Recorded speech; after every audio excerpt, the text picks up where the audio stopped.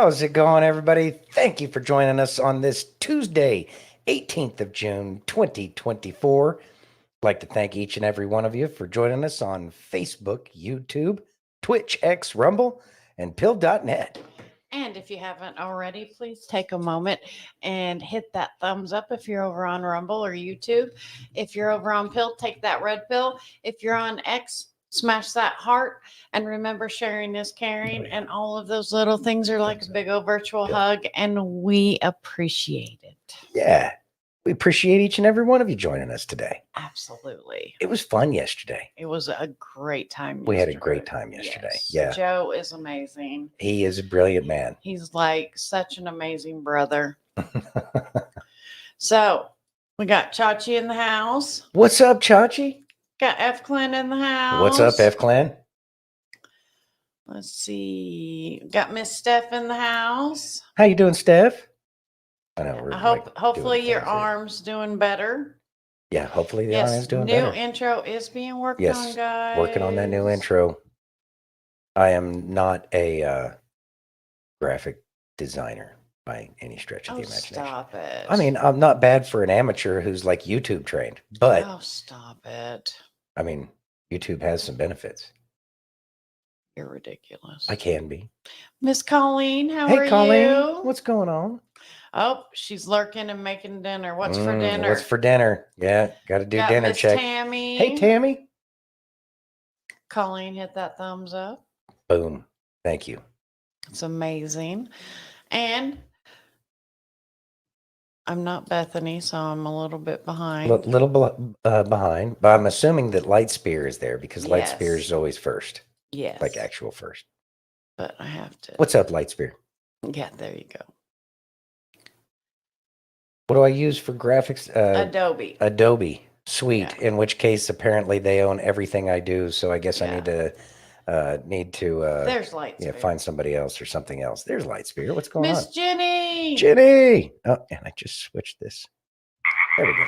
Watch out for the frogs, Jenny. So, how is everyone's Taco Tuesday going? But nobody has tacos anymore. We're not even having tacos. We're having baked potato Tuesday. We're having Tri-Tip Tuesday. Tri-Tip. Oh, okay. Well, I guess that works. Tri-Tip. It's Tri-Tip Tuesday over here. Tri-Tip Tuesday. There we go. You see what F Class? Well, excuse me then, Mr. Pro. I'm not a pro. No, lots of YouTube how-tos. Absolutely. Absolutely. That's funny. Hopefully Miss Bethany will be joining us, but she's got some crazy weather going on, so I am nervous. Yeah, Harp is attacking Bethany today. Yes, and I'm not happy about it. Let's see, gonna say the GIMP is free open source Photoshop with many free tutorials. Really? I have to check that out. Oh, okay. All right. Colleen's making smothered chicken, rice, and green beans. Okay, what time is dinner? I'll be there. I can just cook tomorrow. Send some this way. Sounds good. If I don't have to cook. Actually, I like cooking. You do like cooking. Oh, and by the way, my homemade apple cider vinegar is already smelling amazing. Yeah, it's already starting to smell like apple cider vinegar. And my sourdough starter is wonderful, and I'm making a sourdough bread tomorrow, so it's going to be awesome. Yeah, she just made the starter, and we started Chinese Tuesday hey, at Steph's house. That works. That works. Okay, there it is. GIMP.org. All right, I'll have to check that one out. Miss Jan. Hey, Jan. What's going on? Graham Jan. Okay, 7:30 Central. All right. Let's see if I can make it there. Is this some weird, I'm going to Google search it first. Okay. All right. We're safe. Jenny had cheese and crackers at her son's art show at the school. All right. Jenny's always cooking, though. Jenny is always cooking. She sent some amazing recipes. Yes, she has. Yeah. Amazing. Yeah, I'm going to go see Jenny just so she can cook for me. Be fun. And Jan, too. Just like to get out of the desert at this point in time. I know. Yeah. I know. It's kind of deserty out there. Actually, it's not bad today. Actually, it's been very nice weather today. Yeah, Harp, I guess they focus their attention further East Mhm. Coast than us right now. I have a sauce recipe, ma'am. I'll have to send it Sauce. to you. F. Sauce. Clint said he used Photoshop back in the day. When you owned it. See, Yeah. okay, that's another thing. It really grinds my gears. Oh, here we go. Go ahead. Well, because it's Vent time. like, what? What? You're going to vent. Oh, well, a little bit. Yeah. I mean, go not like a ahead. serious venting. It's just, look, I remember when you used to go buy anything digital and you owned the disc, you owned the rights, you owned everything. They couldn't say nothing. And then now they want to maintain ownership, and not just ownership of the product, and you have to lease it from them. So that way it's a constant revenue stream. I hear this all the time. Now so- they're saying that they own the stuff that you make off of their product. It's a bunch of horse pucky. Horse pucky, huh? Well, I mean, I could have other things to say, but I'm trying to clean it up. Anyways, Oh, okay. it really grinds my gears. Got you. I hear this all the time. Well, it's guys. bullshit. We should have, look, if you buy something, it should be yours. I get it. You don't even get to own your own music anymore. I know. Give me a CD. I know. I know. I know how you feel. I I mean, know how you feel. whatever. Are you okay now? No, not until it changes. Not until it changes. Not until it changes. Hey, Turber, how are you? Hey, Turber, what's going on? Are you ready? Yeah. Got a lot to get through today. All right. We missed a lot yesterday. We did but miss we some had yesterday. Great conversation yesterday. Yeah, it was a good time, regardless. Let's see. F. Clone says Fusion 360. If you don't, if Let's Fusion see. 360, you don't own your own damn designs. Really? See? Why did they feel the need to take the resources that you produce? It's your time, it's your creativity. Just stick with your AI. Go lick a computer, weirdos. Goodness gracious. Are you ready? Yeah, Okay. I agree, F. Clint. They're evil. Yeah, but he knows how to. Wow, work those are it. creepy eyes. Retired CIA agent Sarah Adams. Okay. Ready? Yeah. 40 million a week that comes on the airplane and comes into Afghanistan. The amount of money on the plane weekly is 43 million to 87 million. But one thing I want Americans to understand is in that bucket of the 40 million we send each week, we are paying basically welfare to the Taliban martyrs' families. So every Taliban member who died during the war with us, the US government is paying them a stipend, the family. So our families of Americans who died there aren't getting squat, but we are paying Taliban families for basically dying while attacking us. We're funding that. This is just enraging. And you know, I asked a couple of people that question straight out, like, do you not think this is not ethically correct? And actually one person gave me an answer of, well, it'll stop them from joining ISIS. I'm like, the Taliban guy's already dead. They give you these bullshit excuses as to why they're funding our enemies and not paying attention to the fucking money. Bot Sandino. All right. So the constant payoffs, yeah, that's going to be the excuse. Well, we're keeping, them from having further generations of ISIS fighters or ISIL, whatever they are. Affinity Photo. All right. All right. Well, thank you, Jan. It's sounds pretty par for the course in terms of what our government does is gives a free paycheck to people who hate us. And that's not a surprise. I really don't know who Liz Corkin is. I'll have to check that one out. What's up, Ghost Pepper? Anyway, so the payoffs, it's not a surprise. It's aggravating. I mean, this is where our money goes. This is where all of our money goes. You want to know where, all of our lost budgets go? It goes directly to our enemies. And really, Constantly. they wouldn't have hated us if we weren't being douche canoes. Like, kind of, we're the ones that gave Saddam Hussein the chemical weapons. I know. We're the ones that put him in place. I know. He's not the only one. He is not Obviously, the only one. those pictures of McCain being all buddy-buddy Mm-hmm. with those fighters over there. Yeah, it's not a surprise. This is all part of the exposure process. And this is going to be one of those things as people continue to wake up, they're going to start to see stuff like this. And it's part of when the whole script flips, and for each and every individual as they wake up, it's like, oh my God, this and this and this and this. And so this is going to be one of those things that's going to bring that budget down considerably from the trillion whatever budget we have each and every year. Now, with that being said, this has been a standard practice for us to pay those who have been deceased, because I remember when we were over there, there was some dude, a payroll guy, carried around a backpack with $1 million on his back. He had 2 guards with him, and they'd smoke anybody. They started doing weird stuff. Now, with that being said, if you went through a farmer's field and you destroyed their crops, they had a chart, and they would go through the chart and they'd say, okay, this crop would be worth generally about this amount of dollars. We destroyed X amount of acres. Therefore, you get $50,000 because that's what the crop was going to be.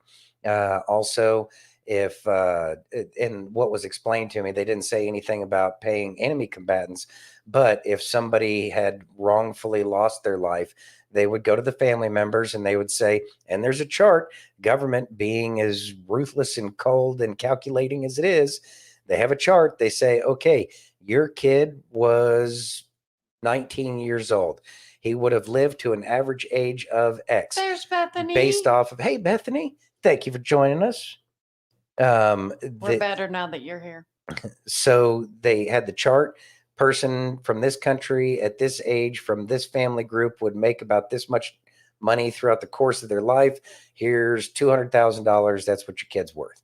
And so we do pay people off. Like, that's something that I know that we do because I've seen the people, and that's what was explained to me. So is that stuff we do? So it's not that big of a stretch to have somebody that's going to go out and start paying Taliban family members or sworn enemies. It's not a stretch to know that that would actually be a thing.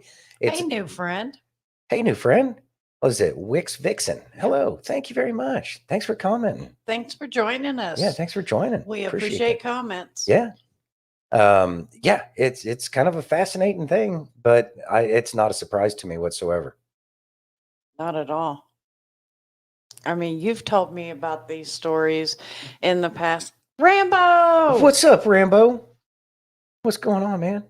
We had such a good time with you last night. Thank you so much for coming on the show. Yeah, it was a great time, brother. Awesome. Yeah, it was a lot of fun. Yeah, truly happy. Mm-hmm. Yeah, that was a hoot.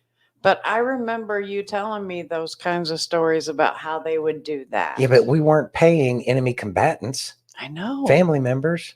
I know. But then again, maybe they just didn't tell us about that part. Who knows at this point? But do I mean, they ever tell the truth? What is money anymore? Toilet paper? I mean, as expensive as toilet paper is per square. I know, right? It's ridiculous. It's so ridiculous.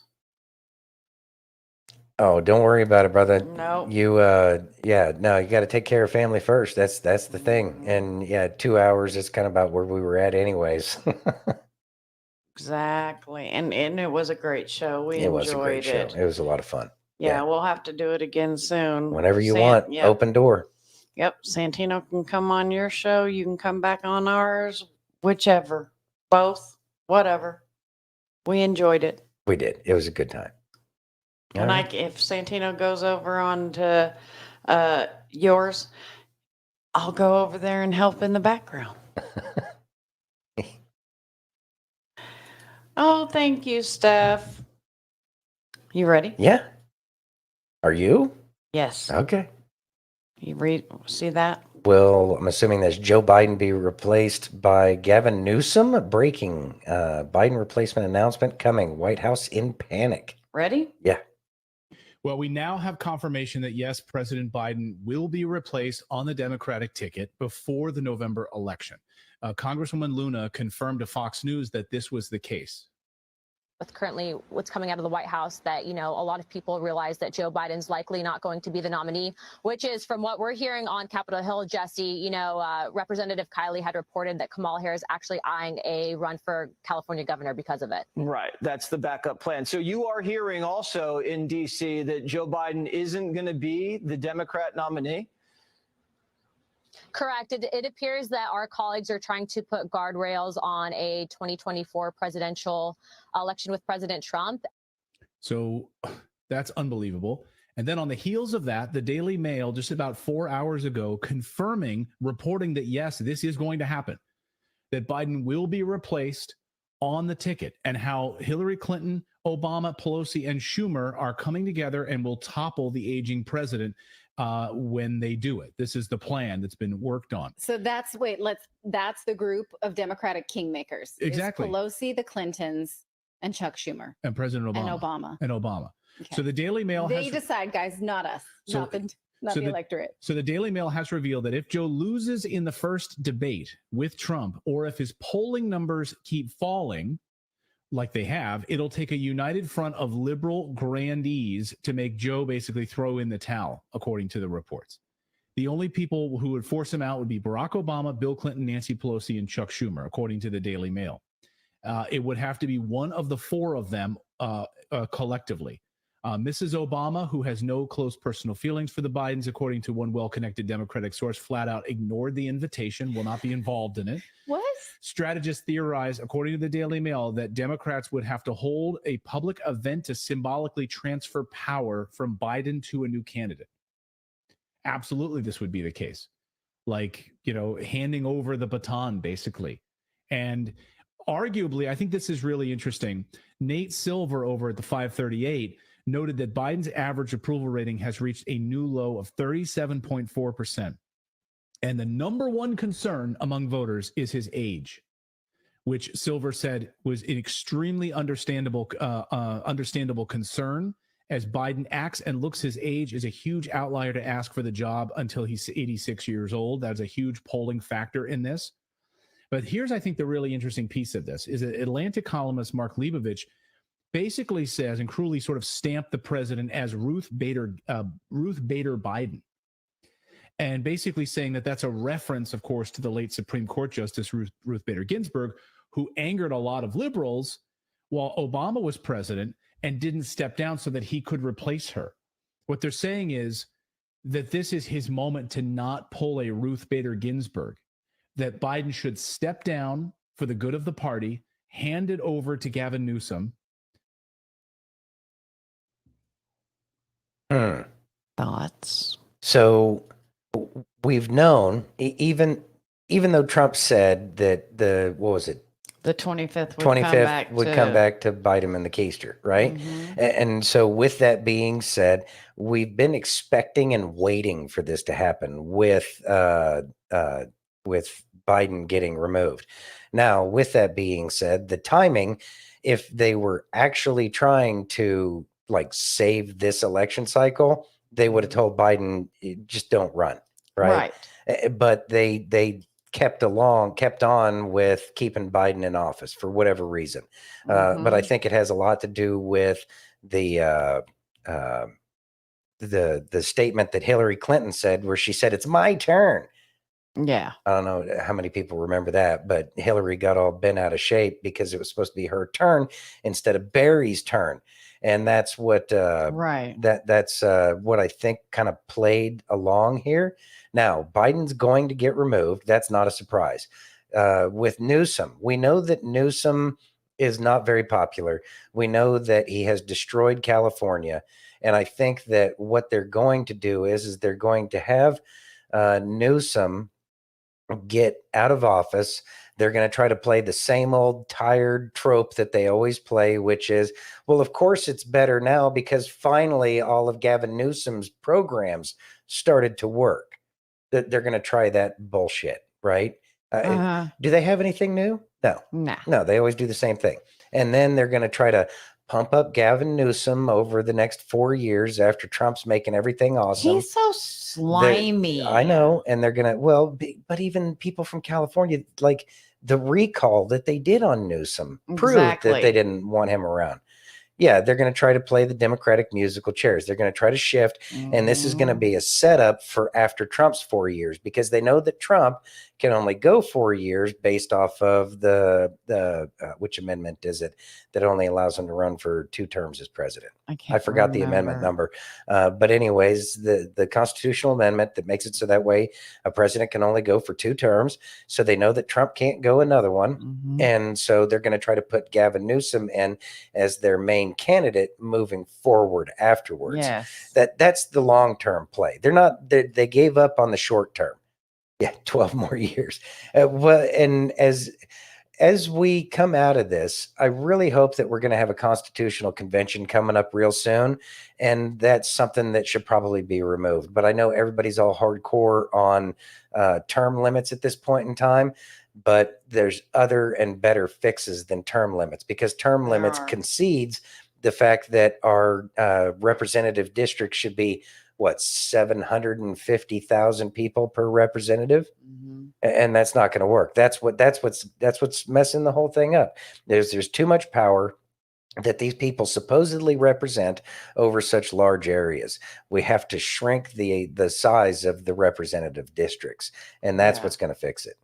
But that's, we'll see how it all plays out. Steph says, I think mainly everybody wants term limits on the House and Congress. And I agree with you. That's what everybody mainly wants. But I think that that's probably one of the worst moves that we can make at this point in time. Exactly, F. Clint. If we can remove statute of limitations, we can remove term limits. Yeah, well, there is that. I mean, there's that. Yeah. I mean, they did it for like what, a week, so that they could file against Trump, and then they put it back. Yeah. Yeah. Yeah. And funny how that works. Yeah. In which case, I think there's a law against that too. Mhm. Everything they did has been absolutely it's crooked. all bullshit. So it's 12 all- more years? I hope so. I wouldn't mind seeing Trump around for, 3 more terms, although he is getting aged. 4 more years might be a little tiring, exhausting. Depends. Yeah. All right. You ready? Yeah. You can actually be hokey from nothing. And because of God's grace and mercy, He can put you in places you never ever thought you'd be. I was a kid out the dirt. And where I am today is because of that grace and mercy. Thoughts? Grace and mercy. I mean, just because of the past doesn't mean as much, right? I mean, obviously it's going to guide a lot of things, but at the same time, we have to grow above those, and we make mistakes. We all make mistakes. Surprise, surprise, we're human. And so it's that grace and Yes. mercy that allows us to grow past that. And I think that that's what's really important, is the fact that we grow. We have to grow. We must. We must grow. Otherwise, why are you here? Exactly. You got to learn something new every day. And we all have to remember that nothing is impossible with God. There you go. Nothing. Faith of a mustard seed. Mm-hmm. Needed something positive right in the beginning. Yeah, probably not a bad idea. You ready? Yeah. You're going to love this one. Gonna love this one. All right.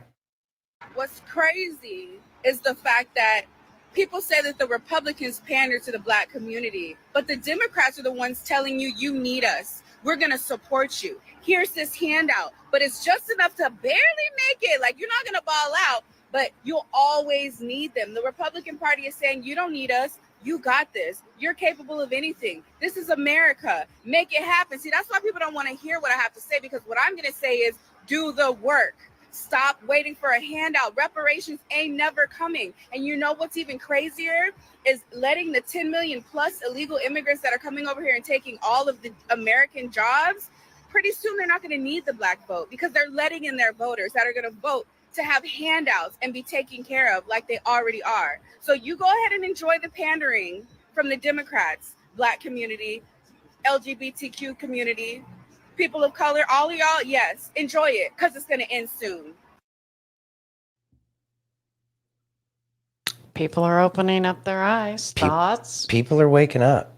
People are waking up and they're realizing that it's nothing but a house of lies. It's all been a house of lies. You know, just enough to keep your chin up out of the water, but not enough for you to get yourself up out of the situation that you're in. But that's because they're taking all of the money.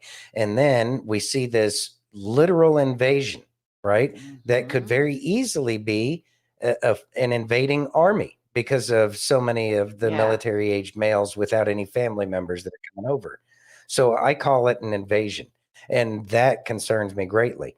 And this invasion, they know that there's going to be losses. There's going to be great losses everywhere if they're able to play everything out the way they want to. Now, with that being said, people are waking up to the idea that, no, they're replacing us. There's going to be a lot fewer people around. So, and all of these people are going to be beholden to the Democratic way of life because that's what brought them over here. And that's what they want. Oh, okay. These are very pliable, mentally and morally malleable people where they can mold them into the form that they want, where they're content with all of these freebies and handouts and stuff like that, not understanding that these are some of the weakest people on the planet, and they're not going to have that fire in their chest that's going to make them want to fight like the third monkey on Noah's Ark and it's starting to rain kind of thing. Whereas this is our homeland. This is where we're from. And so they're not understanding like how that actually works because they don't have anything that they're willing to really fight for. They just like to see other people fight for things because they don't really have it. They're just treacherous. And there's a difference between treachery and the wherewithal, the intestinal fortitude to try to actually make something happen. That's what they're lacking. So their plan is flawed. But at the same time, the important part here is the fact that the people are waking up, and people, race, creed, color, national origin, so long as they call themselves citizens now and act in a manner that a citizen would act, these people care about what the American experiment is about. They understand what it's supposed to be. And we've all been watching it go downhill for such a long time.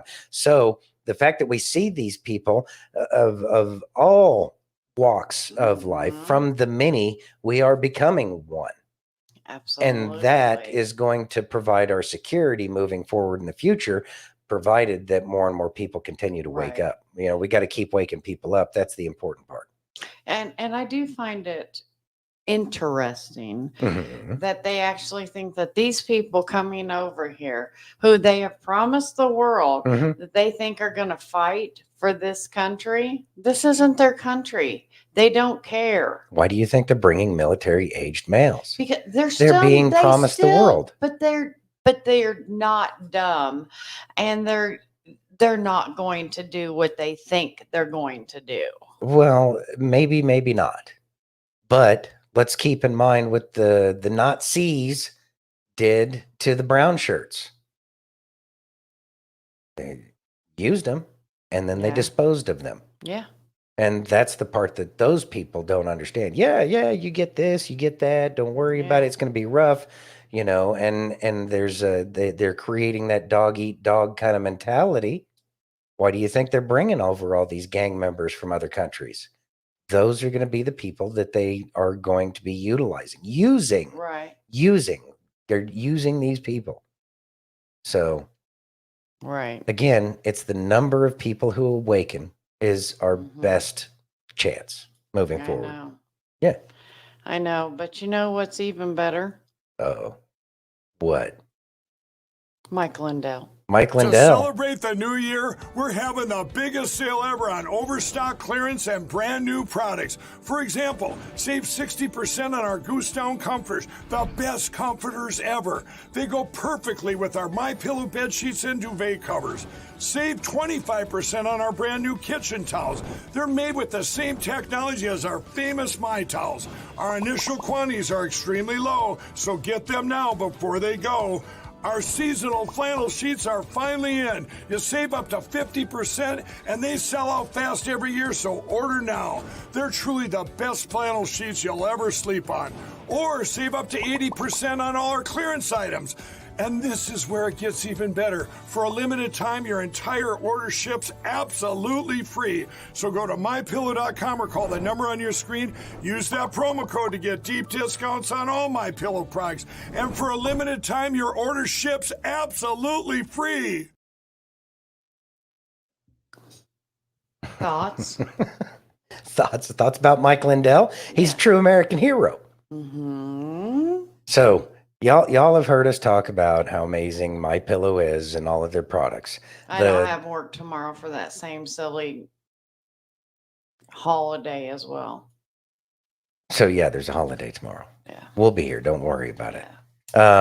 So Mike Lindell, and it may be a little ridiculous to think about flannel sheets at this point in time, but they're on sale, and it sounds like they run out every single year. Mm-hmm. So if you live in one of those climates where you might consider having flannel sheets, this might be the time to get that. Yeah, exactly. And those are on sale. Everything's pretty much on sale right now. Mm-hmm. And we support Mike Lindell, not because, we support him for many reasons. One, because he's a solid American. Two, he put himself out there and became something for the left to attack. But he also puts out an amazing product. He loves his country, and he stands behind his work, and he's giving good deals. Like he's truly doing good things all the way around.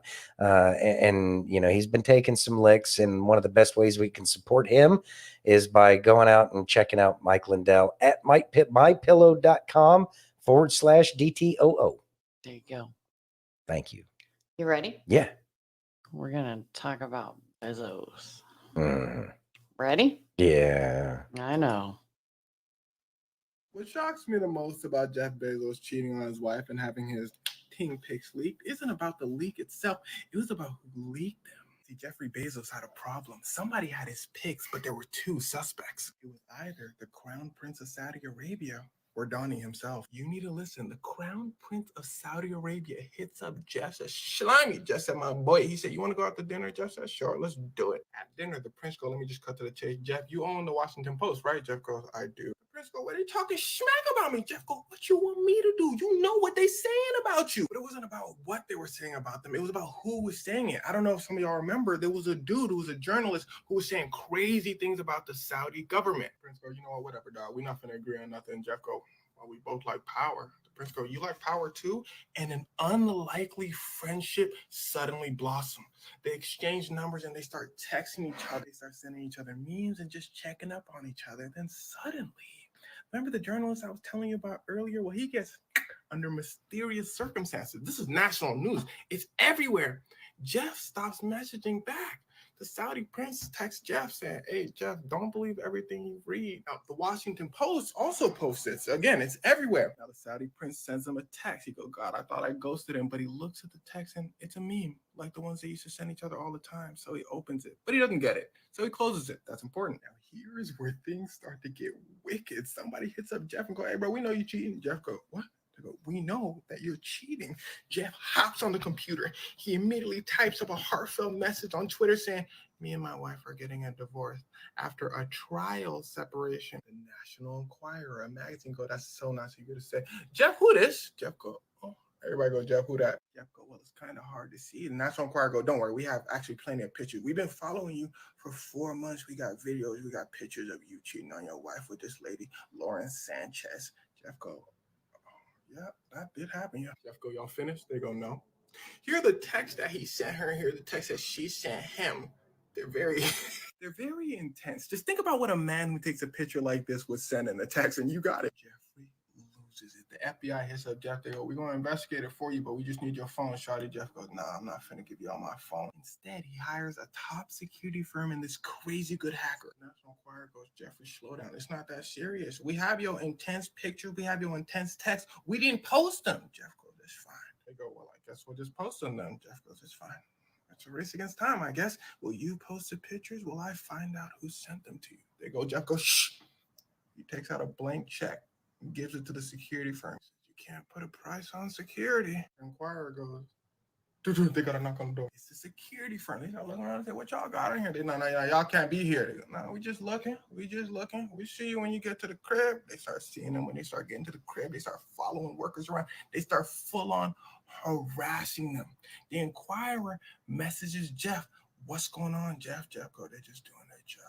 They go, "Look, Jeff, let me describe something to you." They go on to describe Jeffrey's pictures list by list in extreme detail. They go, "You really want to keep messing with us?" Jeffrey goes, "Do it." They go, "What?" He goes, "Do it." Matter of fact, he goes online. He messages the world. He says, "They got pictures of me and I want them to post it right now." Everybody go. The Inquirer go. The security firm said, "Don't even worry about it. We found out who it was. It was none other than the Saudi Arabian crown prince." We found out exactly how we did it and everything. Then boy with texting, he sends him a meme. Jeff opens it, takes his stuff off his phone. Classic crime. The prince goes, "It wasn't me. That's my dog." Jeff goes. The National Enquirer go, "Cool, y'all got your man. You can do. They're gonna knock on the door. Who is it?" It says the security firm. The Enquirer goes, "No, you already found out." They said, "No, we just like to be 100% certain." So they go, "Oh, it was her brother." Yes, none other than his mistress's brother. But hold on, I thought it was the prince. But hold on, where does Donald Trump fit into it? Be patient, I got you. Listen closely. Her brother goes, "Cap, kinda. They paid me $200,000 to steal her phone and stuff. But when I went to them, they already had the pictures. So the Saudi Arabians definitely did it." Prince goes, "Cap, Jeff, my dog, it was probably him because he got close ties to Donald Trump." So the theory goes that the $200,000 that went to Jeffrey's mistress's brother, Lord, I sound like a soap opera, came from Donald Trump himself. Michael and the Inquirer like Donald. Washington Post doesn't like Donald. Donald doesn't like Washington Post. Washington Post owned by Jeff. Donald doesn't like Jeff. So no one knows if it was both of them, but everyone definitely knows it was one of them. The FBI said, "We can find out for you, but it's not worth our time." There's a lot to read between the lines there. And this is very much spy versus spy kind of stuff. So, what I understand about the Route 91 incident that happened out here in Las Vegas, that was originally intended for that prince, if I'm not mistaken. Correct. Okay. Now, with that being said, supposedly Donald Trump was tied into making sure that the crown prince was able to make it. When the crown prince finally took the throne there and became basically in charge of Saudi Arabia, there was a giant cleaning house. Like even that guy that, what was it, has that giant place over there. Off the Saudi crown prince. No, it wasn't Saudi. I- Oh God, what was he? Always had like gold airplanes and stuff Yeah. everywhere. Had like 500 wives yeah, I can't remember. out of a southeastern nation. Anyways, Right. so all of this stuff ties together. And like I Mhm. said, this is a whole bunch of spy versus spy stuff. So this kind of places Jeff Bezos obviously squarely on the side of the cabal. And these are the kinds of things that are happening. Now, Mhm. originally the FBI wanted to talk to Jeff Bezos and be of help, but Jeff Bezos recognized that if he got them involved, that they were taking his phone, that was going to be opening him up because he probably already had the security to make sure that his phone wasn't as hackable by a lot of these state agencies No way. as normally. So what I'm thinking is now that Jeff Bezos already lost this engagement, and then he tries to go and talk to the FBI at that point in time, they sorry, we got nothing to help you with. Also, between when Jeff Bezos was originally contacted by the FBI and then the second time when he contacted them, I have a feeling that there was a big change going on already in the Department of Justice. And so therefore, they already had everything that they needed from Jeff Bezos because of all of the spy versus spy games that are going on between the Crown Prince, President Trump, and then the stuff that Bezos is doing. So we watched Jeff Bezos do his, give half to his ex-wife, Mhm. right? And then Jeff Bezos, if I'm not mistaken, he kind of changed his appearance a little bit too in the past couple of years. Yeah, so there's that going on. So the whole character change and everything. So we're going to see the big downfall of Jeff Bezos coming up here in the future as well, because I'm sure that there's a lot more than just Jeff cheating on his wife. Denise says, if someone that rich can't secure their phone, we don't stand a chance. Exactly. And you know what? Really, what are we trying to secure it from? We know we don't have those kinds of resources, and we shouldn't have to worry about those kinds of resources. No. Also, on top of that, if they weren't so shady, then they wouldn't have to read everybody's private mail. Well, there's that. I mean, you shouldn't feel like the citizenry are a threat because you're there for the citizens, right? Exactly. Just a concept. Mm-hmm. And we Could be know, wrong. and we know this woman that he started dating. It's purely love. Oh yeah, is love is eternal Has flame, nothing to do Oh, yeah. with cash whatsoever. cash, or any of the things Power, that go on no. on strange islands out in the middle of No. nowhere. Just Yeah, pure it's love. fine. Everything's fine. It's fine. Everything's fine. You ready? Yeah, can't wait to see Jeff fall. I know. I know I shouldn't be like that, but he's one of the big problems. I know. Got issues. Yes, he does. Let's go. All right, let's do this. I get a kick out of these leftists and liberals that make fun of us mountain folk, call us backwards, call us dumb, illiterate. But here's the funny part. At the end of the day, if this power grid was to go down right now, they'd be gone within 15 days. Because it only takes 10 days for man to resort to his natural animal instincts. 10 days. You see, you're going to want somebody like us mountain folk in your corner. Friend, have you ever worked the land? I don't mean growing a couple tomato plants. Have you ever worked the land? I mean, eat what you grow. Are you in a survival situation where you only use markets because they're convenient, but should you ever have to, you know how to work the land? I take that as a no. Do you know how to hunt using a bow, a gun, or your bare hands? Have you ever harvested meat from any kind of animal? I don't mean store-bought. I mean wringing a chicken's neck, plucking it, and actually eating it. Have you ever slaughtered your own hogs? Do you know how to fetch honey from the woods? Do you know how to make homemade tonics using natural herbs and spices? So you see, you may call us dumb. You may call us backwards. You may call us illiterate. But friend, at the end of the day, this shit goes down. You going with it. So take a wild guess on who's going to have the last laugh. It ain't going to be you. Thoughts? Look, this is why everybody cares about self-sufficiency. And people have been learning. Even we've been, what's up, Sherman Away? This is why we've been kind of starting to make some of our own things. Is it sustainable out here? No, not even a little bit. But at the same time, we have the ability to take care of ourselves for a little bit longer than 10 days. I do believe that he's correct. I think that it is about 10 days before human beings revert. Actually, I don't even know if it would be 10 days. And I know that a lot of people would try to head up to the mountains. I know that that's everybody's plan. Everybody's going to go to the same damn hill and think that they're going to be able to, live off the land. I know. And it's like it's just not going to happen because everybody's going to be fighting over the same hilltop. And that won't work out so well. So the people who are already out in the sticks, They already have the advantage. They have the home field advantage. They already have the knowledge of how to grow, how to take care of themselves. And those are important things. That's why it's important for us, the city folk, to learn how to barter, to have the ability to have some kind of useful skill, be it blacksmithing, be it woodworking, whatever the case is, the ability to repair things. These are going to be important things moving forward in the future. But I do believe that we are going to get, like Joe was talking about yesterday, we have to go to the precipice, right? And we're getting closer and closer to that precipice every day.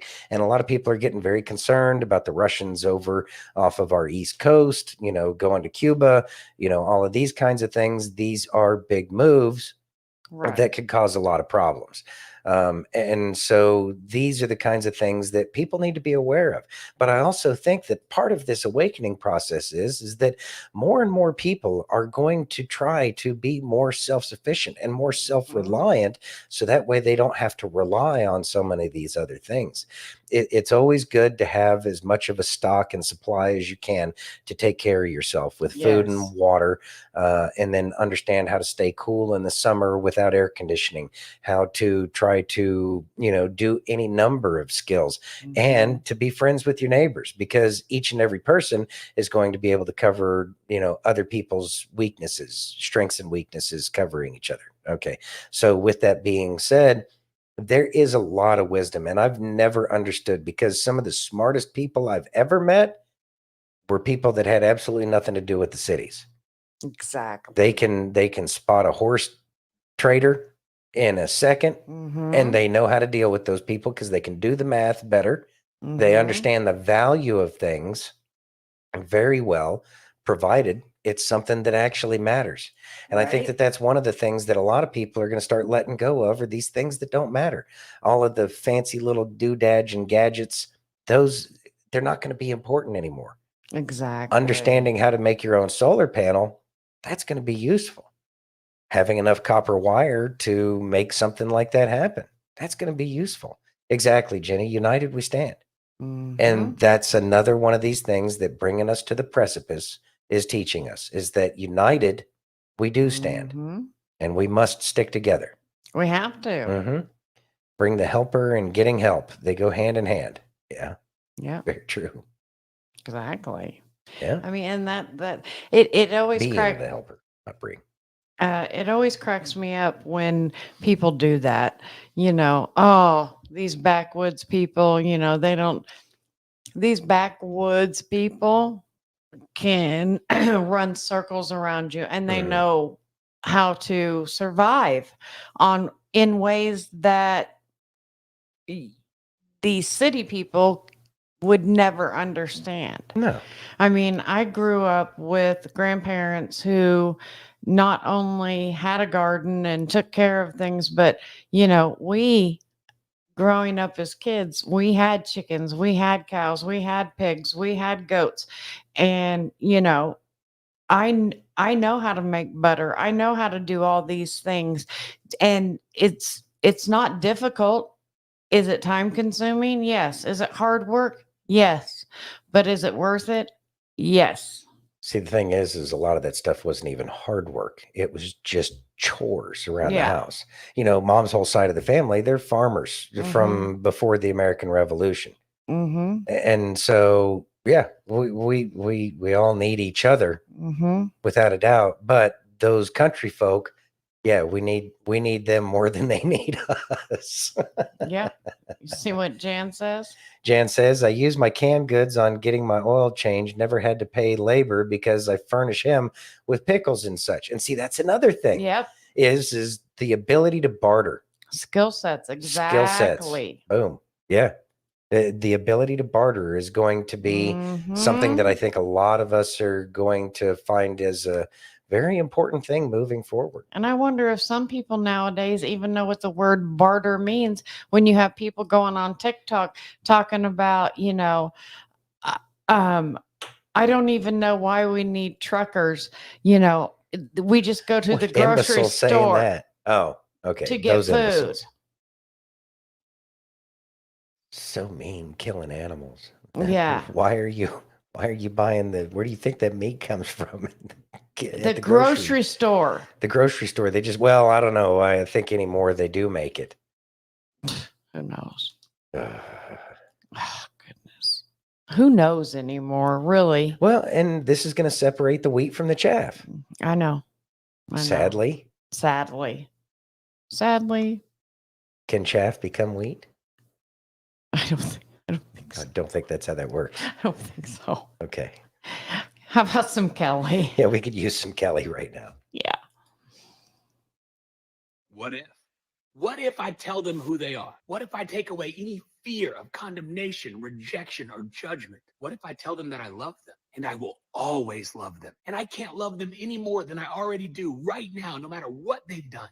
What if I told them that I love them the exact same amount that I love my son, Jesus? What if I told them that there's nothing they could do that could ever make my love go away? What if I told them there are no lists? What if I told them they are righteous right now with my righteousness, not that it's coming at some undisclosed time or location? What if I told them they could stop beating themselves up and they can stop being so formal, weird, stiff, and religious around me? What if I told them I was absolutely crazy about them? What if I told them that they could run to the ends of the earth and do the most horrible, unthinkable things? And when they come running back to me, oh, I will receive them with tears and a party. What if I told them I don't keep a log of past offenses, of how little they pray, or how often they let me down and make promises they don't keep? What if I told them that they don't have to be owned by men's religious additions and traditions? What if I told them that if Jesus is their savior, they're going to heaven no matter what? It is a done deal. What if I told them they have a new nature, that they are now saints, not sinners who should be doing better and buck up and trying harder, and they would show me a lot more appreciation if they know all that I've done for them? What if I told them that I actually live in them now, and that I've put my love and my power inside of them to use at their own disposal? What if I told them they don't have to put on a mask of any kind ever? That it is absolutely okay to be who you are right now with all of your crap and all of your junk, and you don't have to pretend about how close we really are? What if I were to tell them that it's not about how much you pray or don't, or read your Bible or don't? And what if they didn't have to look over their shoulder for fear every time life starts to get good, thinking that the other shoe is about to drop? What if they knew that I will never, ever, ever, ever, ever, ever, ever use the word punishment in relation to them?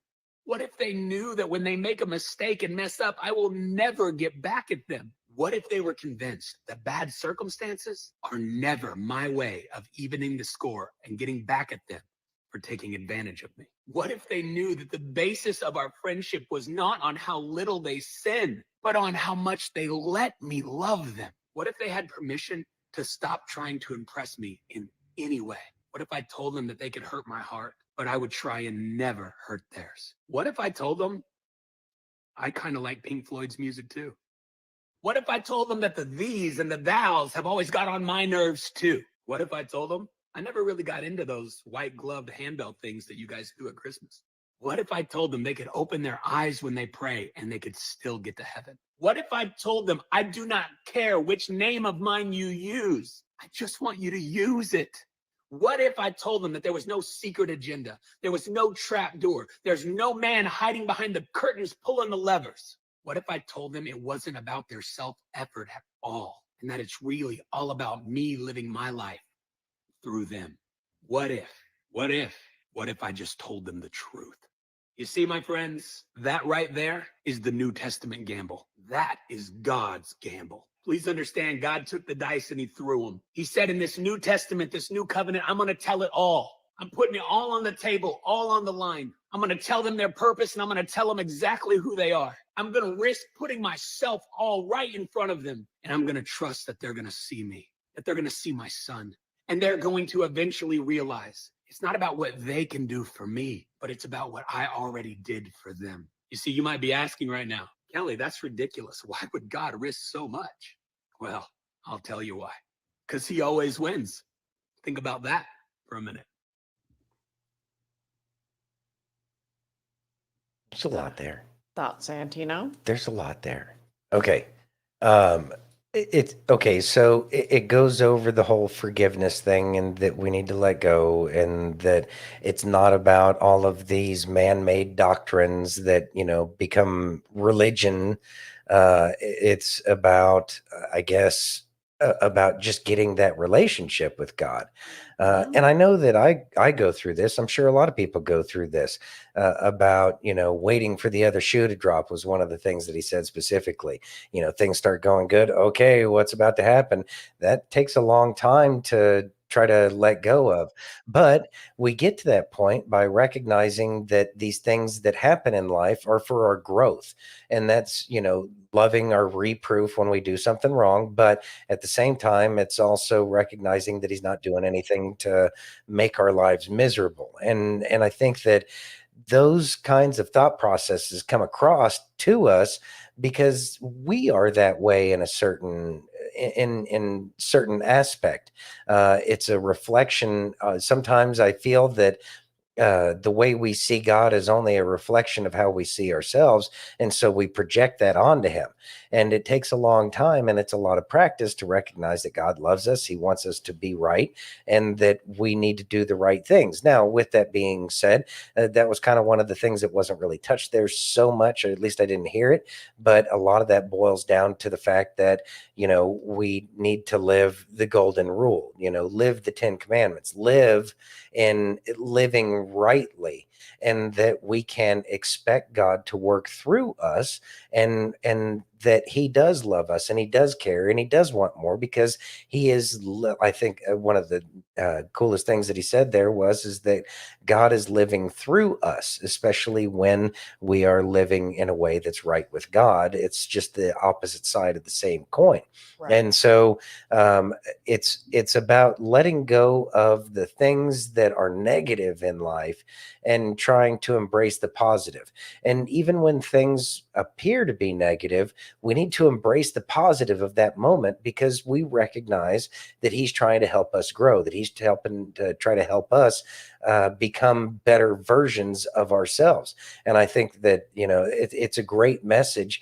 It's just, we need to recognize that God does love us. Sherman Away says to share the love and light with all. Amen. Boom. And I think that that's really, thank you, Bethany. I think that that's really what a lot of it boils down to, is we need to share that love and light with everybody around us the best way we know how. Are we going to make mistakes? Yeah. Are we going to read the scriptures wrong? Yeah. Are we going to tell other people and make those mistakes publicly? I know I do. I think I did yesterday, but that's fine. And that's okay, because it helps me grow.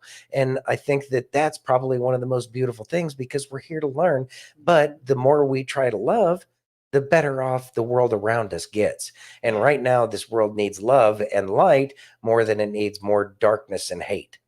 Amen. Amen. Goodness gracious.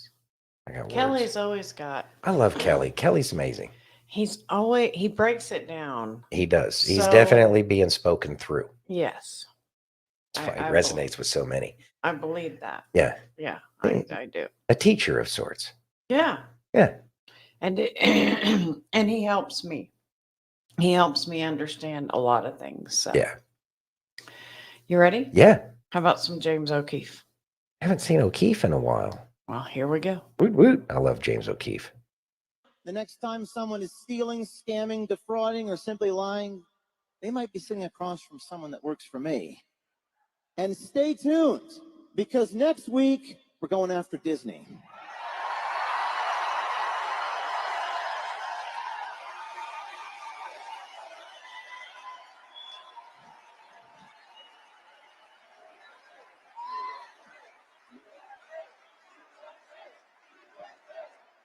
That's right, USA. Wow. Going directly after those who wear ears. Thank you very much, Jan, by the way. Thank you, Jan. You're amazing. We appreciate it. Get there. All right. So, James O'Keefe going after Disney. That means somebody turned. And like, I've talked to people who, like, when I was stationed in Florida, there were plenty of people, the locals, who had worked for Disney They didn't know all of the weird things, but they knew that there was something that They wasn't knew right. weird things. They didn't know all of the weird things, but they knew there were weird things Yeah. going on. And I think that now that there's somebody that's been that if there's video evidence and James O'Keefe is putting it out, it's not just somebody at the bottom who saw somebody maybe sometime. Yeah. I mean, let's think about it. He's gone after people like vice The presidents people of at Pfizer. Yeah. At Pfizer, he was going after the vice presidents, and It drops on the 20th. so yeah, that's in what, 2 more days. So Thursday, we're apparently going to see some big deals coming out about Disney. This is going to be interesting, but I think that this is something that is part of that stepped process. I don't see like how people have kept their mouth shut for so long, but at the same time, well, I mean, look at how dangerous it is. Well, dangerous and the money. Exactly. Good point. And so this is big news. I'm looking forward to this. I knew you'd This like is going to that be one. interesting. This is going to be real interesting. You ready? Yeah. Yeah. I don't think he did it. But you know what? Even if he did do it, you know what I mean? Even with his convictions, I'd rather have him as president right now than Biden. If you voted for Biden, you voted for this. Major turn on Ukraine, a major reversal from the White House tonight. The Biden administration giving Ukraine permission now to strike inside parts of Russia with American-made weapons for the first time. Here's Martha Raddatz. Tonight, with the Russian assault on Ukraine's second largest city, Kharkiv, intensifying, the Biden administration has made a major reversal, allowing U.S.-supplied weapons to be fired inside Russia. For years, the administration balked at the idea, fearing a strike on Russia itself with U.S.-made weapons could draw the U.S. into direct conflict with Russia. U.S. officials insisting tonight the U.S. weapons will be used only to strike Russian military sites that are being used to launch weapons into Kharkiv. More than a dozen other Western countries have also approved weapons being used inside Russia. But Vladimir Putin already with a threatening response, calling it an escalation, another step towards a serious conflict in Europe and around the globe.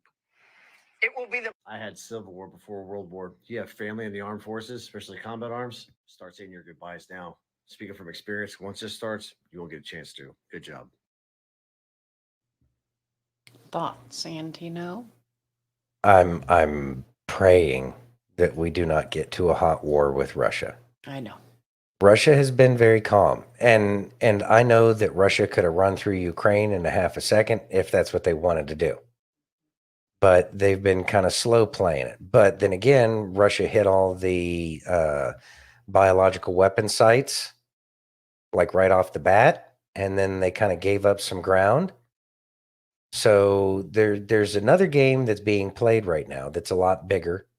I'm curious. Okay, so this would explain, because this happened a little while ago, that it was like over the weekend, but it was also about the same time Hey, that we Aaron. start. Hey, Aaron, thanks for joining, brother. I think that there's this is also about the same time that we saw all of the Russian naval units going down to Havana. You're praying we do what? I don't know which statement I had said that you're responding to, brother.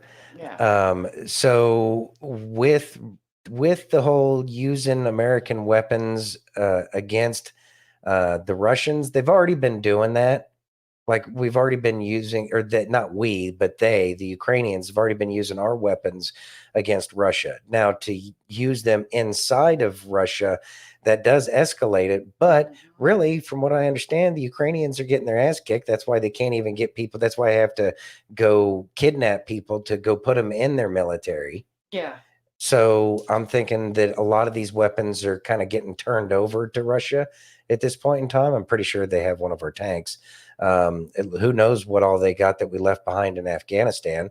And maybe that was kind of part of the whole long play. So that way they knew how to defeat the things where they didn't know how to before. Right. So we're going to see a flip. We're also seeing the weakening of America. We know that Saudi Arabia is no longer supplying the petrodollar like they were before. Right. So it's all getting flipped upside down. So that way those who are in charge of the US government at this point in time don't have the ability to follow through with a lot of the things that they say.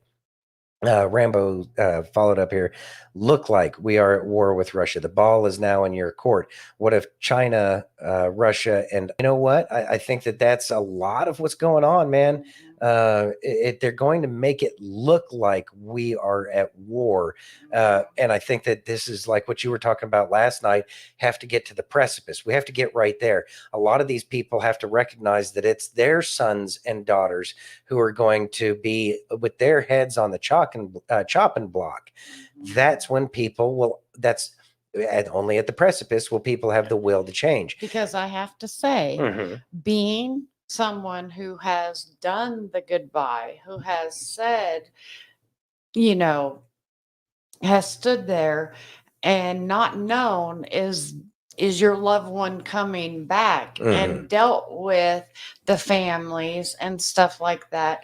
A lot of people don't understand what that feels like. No. Until you go through it. Correct. There's lots of orphans and widows. Yes. And the soccer ball, exactly. The soccer ball. Yeah. Excellent, Turber. So I believe that this is truly to scare the living daylights out of people. I think that this and is. I think some people need that. Well, yeah. People need to get to the point where they say, no, I am not going to your stupid draft. Yeah. No. Like the people during Vietnam tried it, but it was done so poorly. Right. Right. Right. And it was in the psychological operations that were done surrounding it were really good about tying it to the dope smoking hippie kind of movement, even though what a lot of the hippies were about peace and not getting into wars that we don't belong in. And so it's on us, our generation, because really it's our kids and grandkids. Yeah. Right. So Chachi said. Chachi says NATO needs to be dismantled. Agreed 100%. Perhaps this is the narrative to cover the dismantling of NATO. I remember not too long ago, word of a certain Ukrainian bunker hit with Russian hypersonic missile. Yes. And it went through all of the defense systems. So with that one missile going through there, and I'm glad you brought that up too, shows that we are not invincible. And that message wasn't to your average American.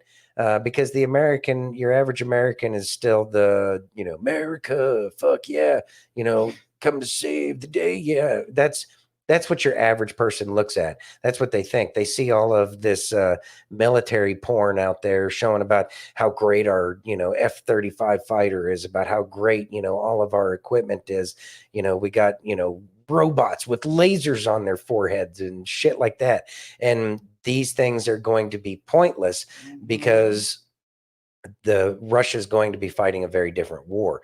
I do believe that this is all about waking people up. And I agree, Chachi, that NATO will be dismantled after this. And we had played that video a little while back, at least I think we did, where it was brought up was, why do we have NATO?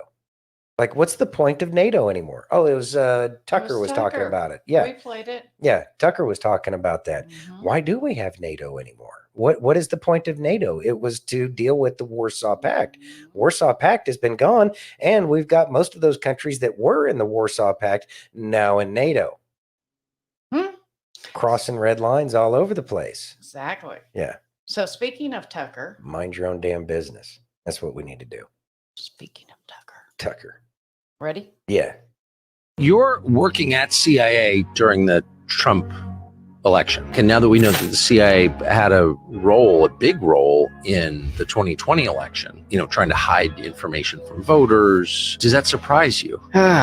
Given that the history of the Democratic Party and their operatives like Brennan and so forth, not at all. I mean, but that's illegal. They're not allowed to do that. They just can't handle power. The amount of power that you can have in some of these secretive agencies is so much that some people just can't handle it. And it basically corrupts them. It gets to the point that they almost lose their conscience. I mean, when you've got so much power that you can just upend somebody's life, you have got to find a balance to be able to keep your conscience. I have found officers or senior leaders who basically have become so desensitized through the years that it's almost as if they lose their conscience and they can no longer see right or wrong. And it's like it's my way or the highway. Thoughts, Santino? I think that that's what it boils down to. That was a brilliant analysis that he gave, and that is people play these games for so long that they lose their moral compass. It's just like, how do certain police officers get as jaded as they do? They only see the bad things in society, right? And they forget the good things. And they forget the good things. And so I think it's something very similar, but at a much bigger scale with a lot more power at their fingertips. Yes. And the people that I met that are in that world are amazing people. Mhm. But like when Clinton came into office and then Barry came into office, obviously, Mike? yeah, Barry and Big Mike, when they came about, they were pressing a lot of loosening of the standards. We loosened a lot of standards in terms of who could have a clearance, who could do this or that or the other thing, because there was this giant budget. And the bureaucracy, as Reagan said, is expanding to meet the needs of the expanding bureaucracy.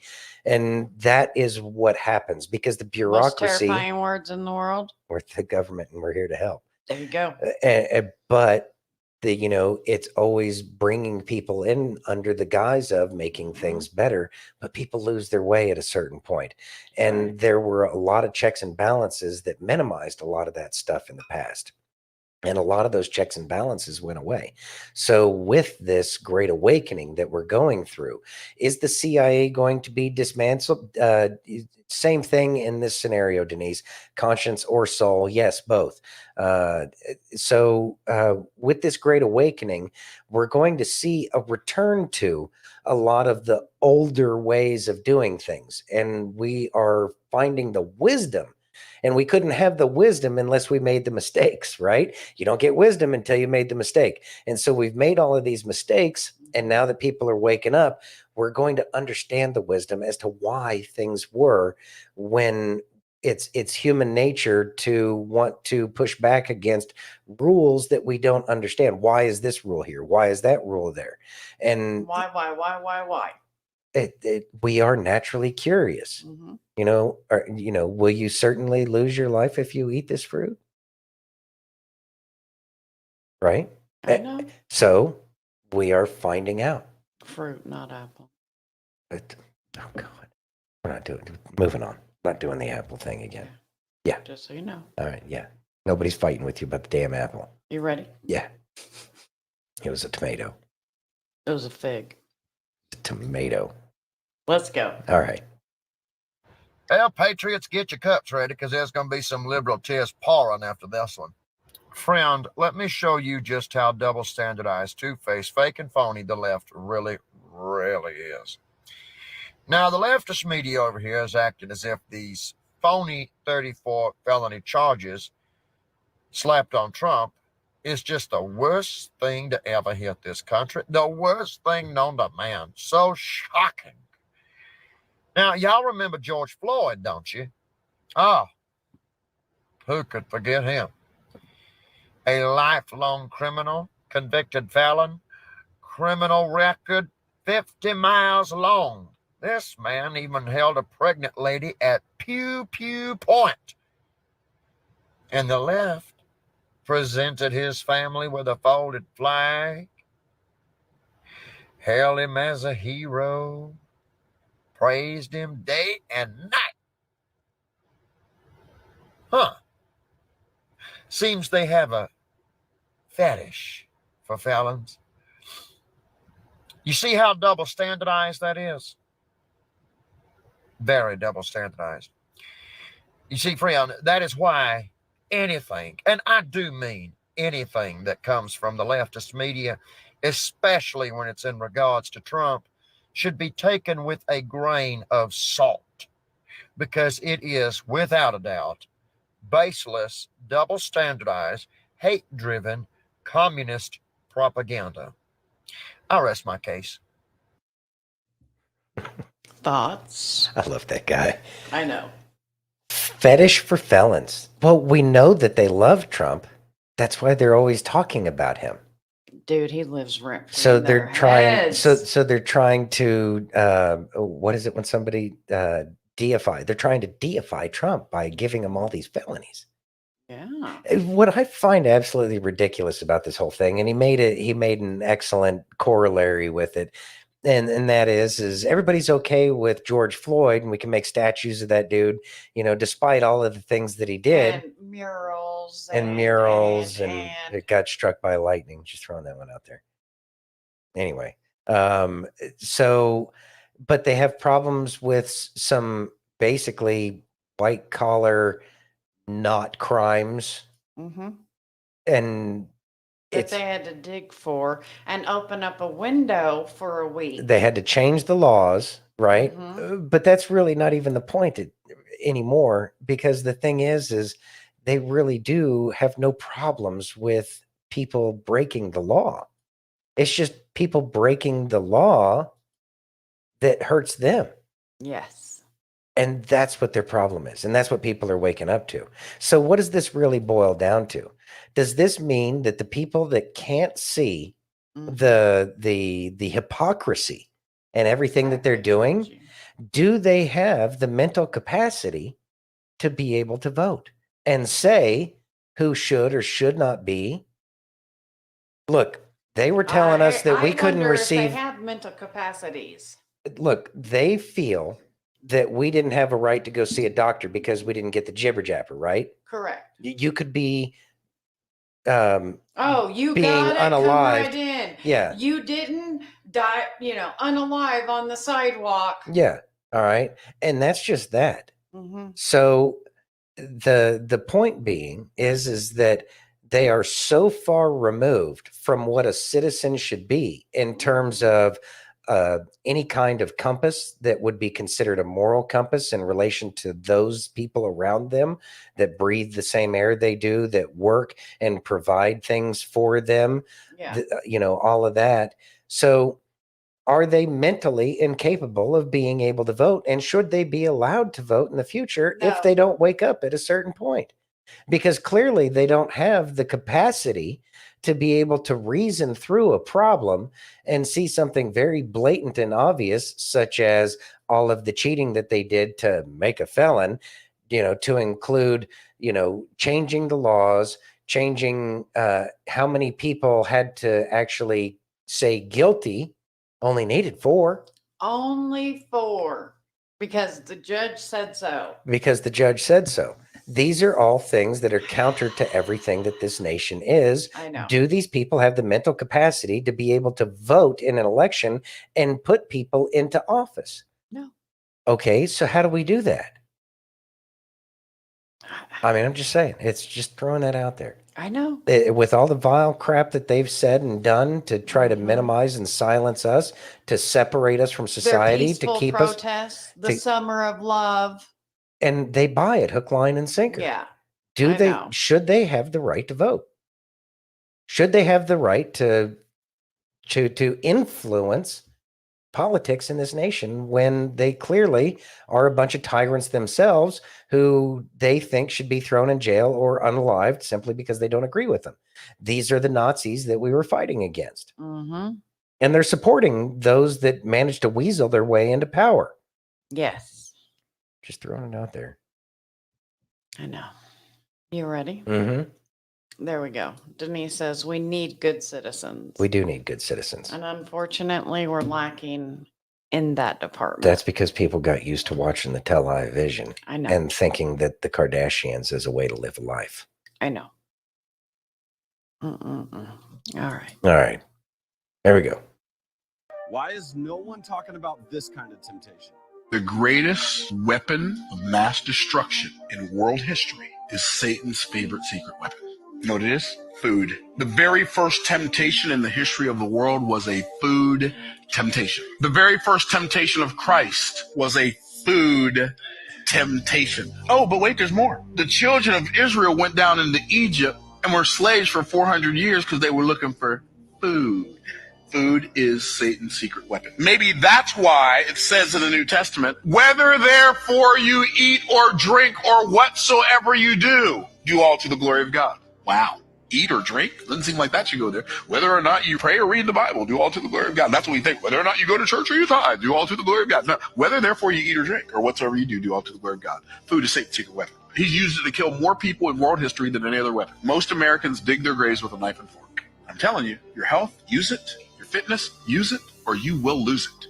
The Bible says, do you not know that your bodies are temples of the Holy Spirit? Therefore, honor God with your bodies. If you want to honor God in all things, then I invite you to add me right now.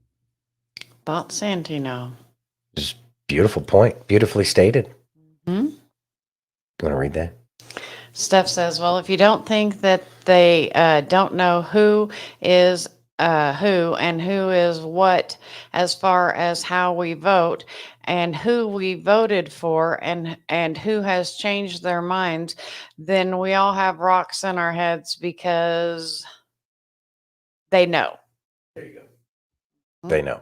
They know. They do. They do. And the tables are turning. Now, back to the whole food thing. You know, I never really put that together before.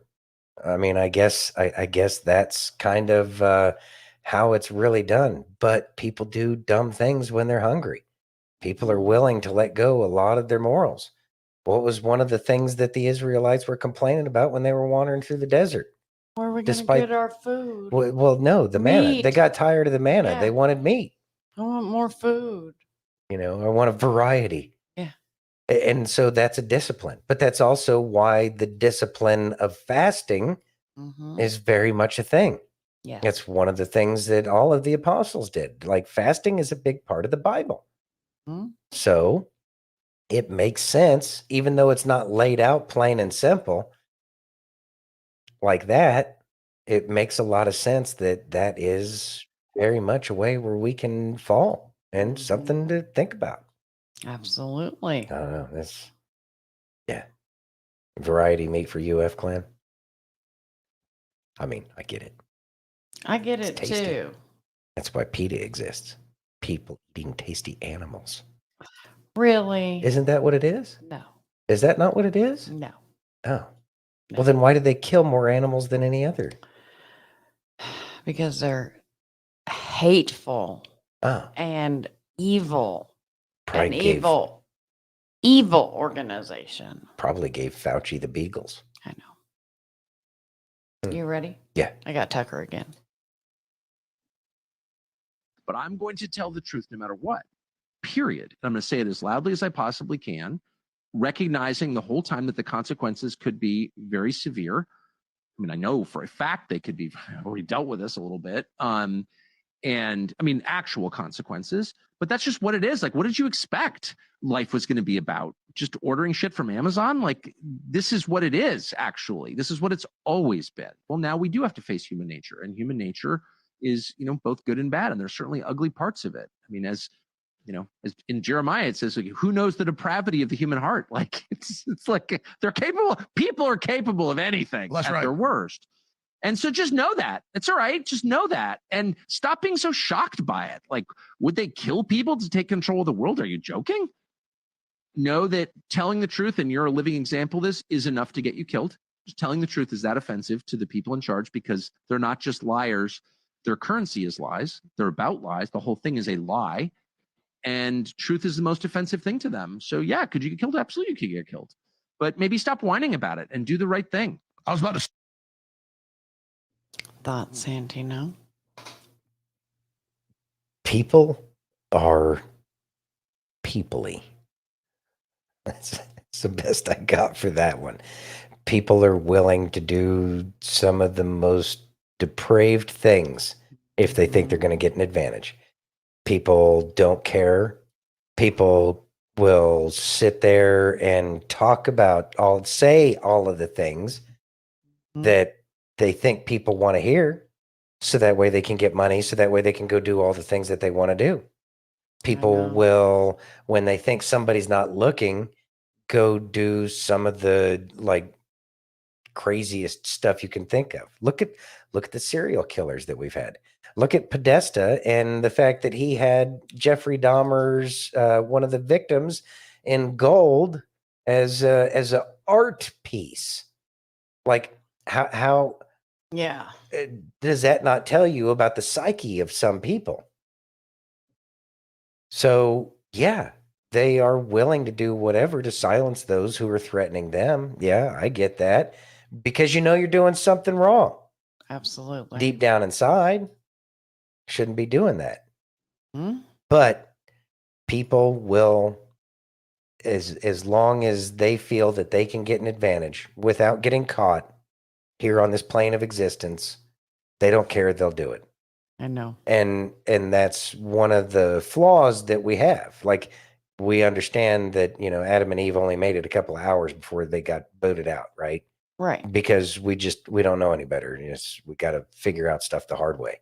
So with that being said, as society comes together, then we will have fewer and fewer of these issues, but we have to have that great coming together. And that's part of this awakening.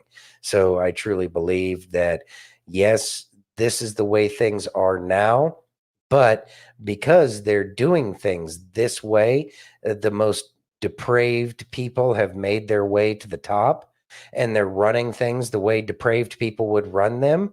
More and more people are waking up to that fact. They're actually doing all of us a favor by being themselves. Continue to be your egotistical self, because that's what causing people to recognize that I don't want this.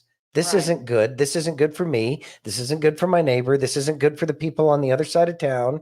Doesn't matter which side of the train tracks you're on. Right. They've been making it so that way it's miserable for everybody except for themselves. So all these limousine liberals out there, their days are numbered. They are getting shorter and shorter, and there will be a great pushback, because at a certain point in time, when everybody wakes up, it won't be good to be those people. I hope it's soon.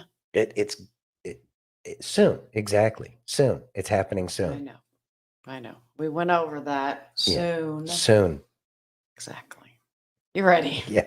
It's a perfectly ambiguous word. I know it is. Let's go. You got to check this out. Just got our Daily Mail, and the first one we come to was this one from Las Vegas. And I thought, oh no, it got ripped a little bit. I hope it's okay. I went to pick it up, and I noticed, oh no, it's ripped up here too. And it's open. Oh, I hope everything is still there.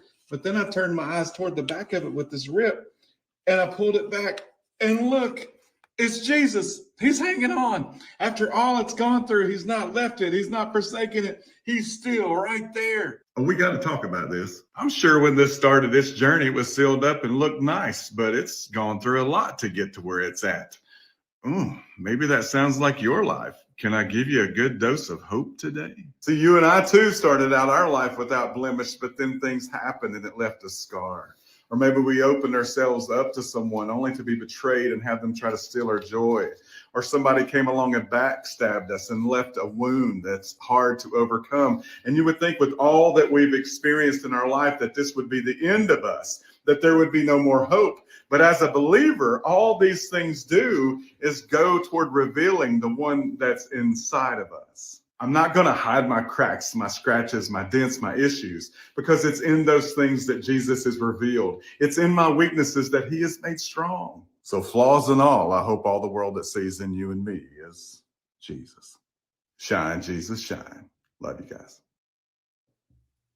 Thoughts, Antuna? He's great. And he was really is. He did the verse of the day a couple of days I ago on the Bible know, app, it which was was really so neat. I got all excited awesome. about that. So it's it's a beautiful portrayal of what life really is. We're going to get dinged up. We're going to get, ripped, cut, scratched, thrown around, but what's really inside of us. Frankenstein scar. Yeah. We all have our own little things that, show the life that we've been through. But we need to recognize that each one of those things tells a story. Absolutely. The military has ribbons that you wear on your chest, and each one of those tells a story.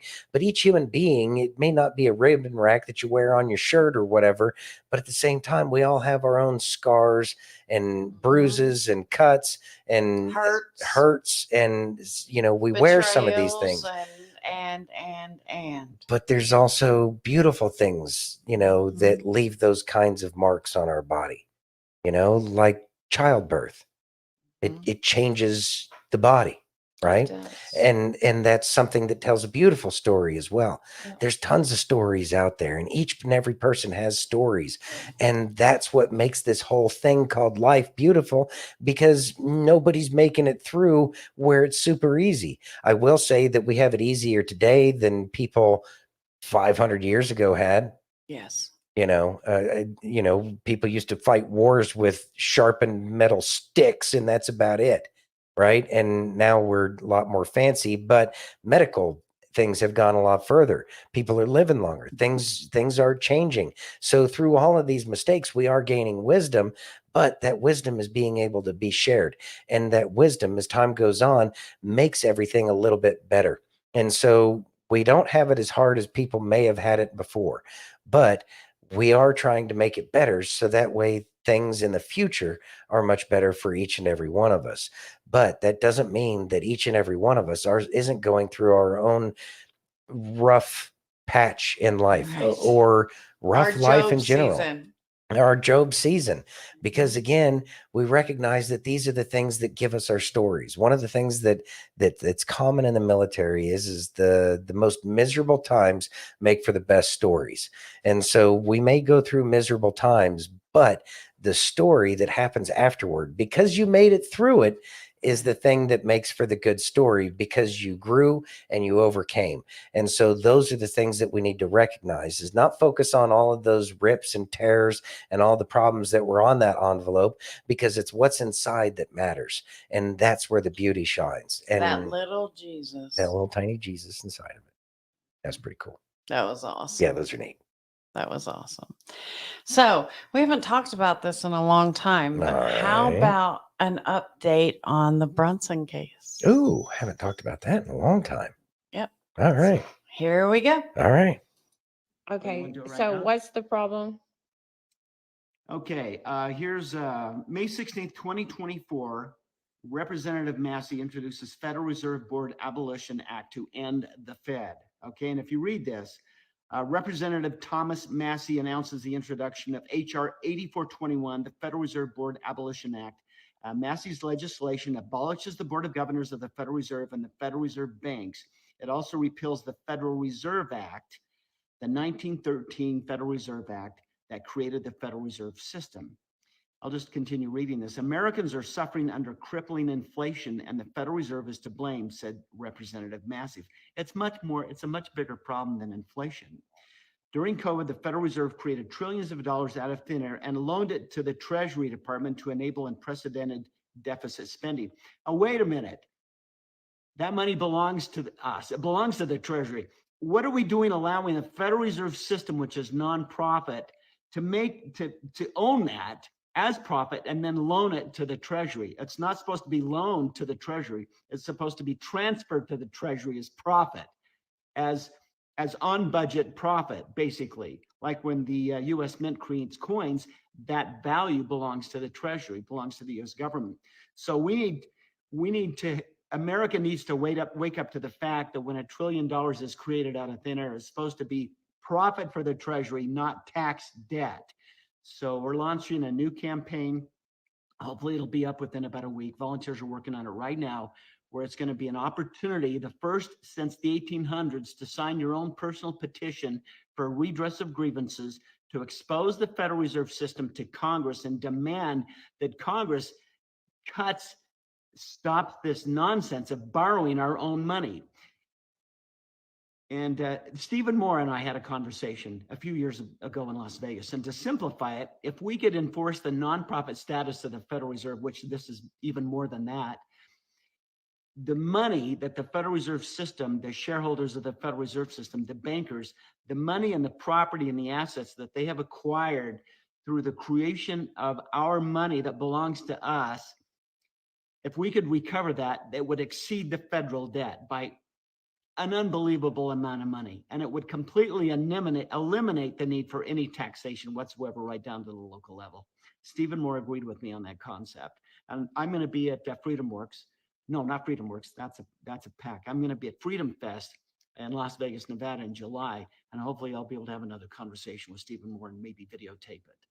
So keep your eyes peeled. The petition for redress of grievances to expose the Federal Reserve System is going to be available at lloydbrunson.com. And volunteers, like I said, are working on it right now. It was supposed to be done yesterday. So hopefully within the next few days, it'll be up and running and you'll be able to sign this very short, your personal petition for redress of grievances. The first time America's had an opportunity to do this since the 1800s. The last time it was done, it helped abolish slavery. So it'll explain it in simple terms, 2 or 3 paragraphs. You can sign that and on the internet and have it fulfilled and it turned into a physical letter with postage on it. It'll also show you instructions on how you can do it if you don't want to do it through the internet. So just look for that, lloydbrunson.com, and I'll update you as soon as we're up and running. Thanks, you guys. Thoughts? By the way, Freedom Fest is coming here. I'd love to go to that one too. We have to go. All right. So I was looking at his website and really haven't heard anything about the petition that he did to the Supreme Court. It's been The shoved. SCOTUS. The SCOTUS thing it's going nowhere right now. And so this is another thing that's kind of important. Not kind of important. It's very important. We need to get rid of the Fed, but it looks like the Fed is already kind of on its last leg anyway. I did not know, I had not heard that before, that if we were to recoup the funds that they've made out of profit, since it's supposed to be nonprofit, that we wouldn't like even need taxes. But then again, we shouldn't need taxes. The government should be able to run just fine. We have to go back to a gold standard. That's what we have to do. That takes the power away from so many people by just having the real Federal value. Reserve isn't even a government entity. It's not a government entity, and it was the amendment that was passed never actually passed. It was never done properly. It was never done constitutionally. So everything that has come about because of the Federal Reserve needs to come back to we the people. It's all of you and us too. And that is what needs to happen. So is this petition going to help? I have no idea. Am I going to do the petition? Yeah, I'm going to do the petition. But I also believe that because of that wealth was generated. And since all of those people are in bed with each other, i.e. BlackRock, Vanguard, State Street, et cetera, all of the big banks, they're all in bed together. I think that those should be seized. And the profits that those companies make should go back to the people. Kind of like how in Alaska, they get the check because of the oil. Well, obviously we as Americans deserve all of that. I agree. I'd like to see that happen. I know, I would too. Because why? And we shouldn't stop until it does happen. The whole point is they never did it properly. No. Neither did the IRS either. Right. By the way, you assholes owe us money. Yeah. Don't get me started on that. We're moving on. Charging before I get- interest, by the way. I know. I should send them a freaking bill. And fraud vitiates everything. And since all of this was done fraudulently, we get it all back. I know. King's X. Ugh, it's so frustrating. You ready? Yeah. So apparently the real bearded one woke up and chose violence this He morning. chose. Okay. We'll see Ready? how that works. Oh, there's no sound. You forgot the sound. What happened? There's an X there. Oh no. Oh, Lord Almighty. You know what they did? They muted No, it. you just click on it again. I did. Refresh it. I don't know. I'm just trying. I'm trying When it here. does that, the sound is mute. They have muted the. Dirty hookers. Yep. Thanks, TikTok. Yeah. Okay. So we'll move on. Well, you said he chose violence, so apparently it was something. You ready? Yeah. What's up? Oh, hell, here we go again. Joe Blow at it again, threatening the American people with F-16s. So conservatives and the MAGA Republicans are at it again, talking about using their rifles if we get out of line. They don't need rifles, they need F-16s and tanks. It is very clear Joe and the clueless left hasn't thought this through very well. They seem to have this ridiculous ideology that random people are just going to come out of the woods with rifles and they're going to be in a whack-a-mole situation. No. Each and every state in the United States has its own militia, an army, which is well-trained, well-equipped, and well-armed. The entire purpose of the Second Amendment was to ensure that the people had just as much firepower and just as much fighting ability as the government, local, state, and federal.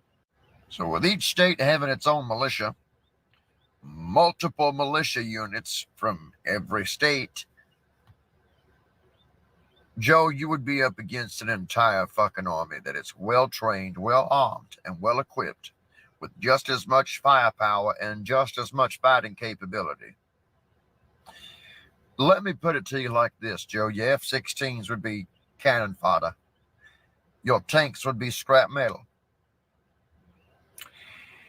I don't think this is a situation you want to see this country in, so I guess for the clueless left and yourself, it's a good thing nobody takes your ass serious.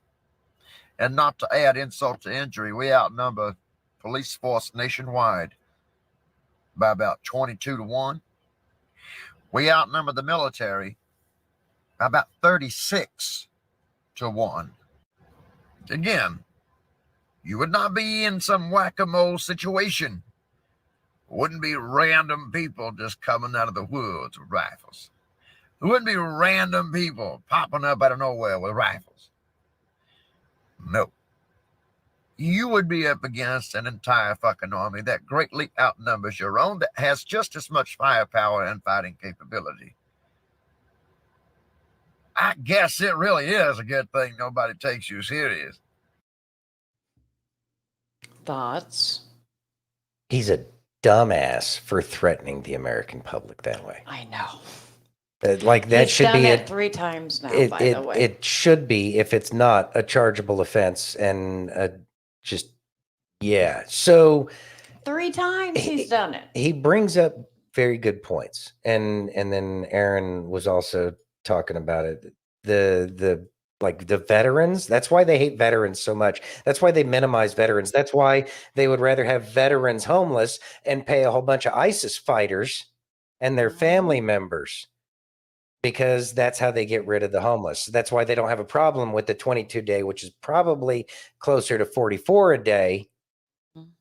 That's why they do the things they do, because they are threatened by, because they know that each and every tanker knows how to crawl up on a tank and deal with the tank better than probably some of the people, especially nowadays, that may be running it, because they're spending more of their time getting woke training than they are about actually how to use the piece of equipment that they use.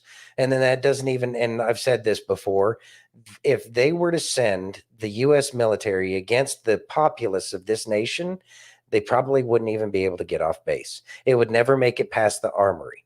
It would never make it past the armory, because the two sides would start before the armory even gets a chance to be opened. And that assumes that the armorers wouldn't burn the whole damn armory to the ground to begin with. So this shows their ignorance yet again. What's Chachi saying there? All I got to say is if they send out the hardware, we're going to get some free shit. I wouldn't mind getting my hands on an armored vehicle and or recoilless rifle. He calls dibs. You know what? I call dibs on an M1. Yeah, I wouldn't mind a tank myself. Aaron says, love the veterans at Santino. But what about the current enlisted that have been quiet in positions right now that disagree with this government but are quiet? So those are the people that would make sure that it never makes it off base. But I will tell you that they're not quiet. That the military mentality is it's dog eat dog. And I will tell you what I'm thinking, and I don't have a problem with what you think about what I have to say, especially when most of those people who are in the military care about the Constitution. Remember, back when Joe Biden became president, the military took their oath again to reaffirm their loyalty to the They Constitution. also turned their back when he drove by. Yeah, You they don't do that. No, and then then we can get into the whole it was a funeral and not commander in chief with the Exactly. artillery during his inauguration, all that other stuff. So there's inauguration, exactly. So never mind all of those other things. Let's just go with the fact that the military, there's enough of the people in the military that would prevent something like that from happening to begin with, because people recognize that they don't want to shoot. Are there a couple of clowns out there who would? Of course there are. There's clowns everywhere. Look, we even vote him in as president. Vote him in. Yeah. You know, so I wouldn't be too concerned about these threats that the resident in the White House is currently like vomiting all over television. That's just to create division and fear.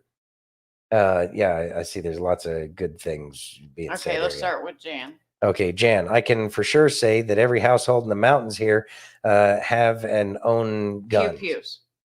Yeah, pew-pews. Stupid too. I know. Anyways, Aaron says, I went through boot camp in the 90s and was on a ship for several months. Boats. Huh.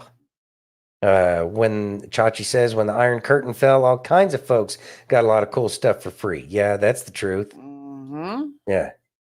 I mean, what about the military that would revolt against? And that's the thing, is the split would happen.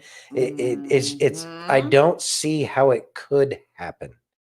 Are there wokesters? Yeah, but the wokesters, do you really But there's expect not them that to have the many. Yeah. intestinal, or actually, let me just call it like this.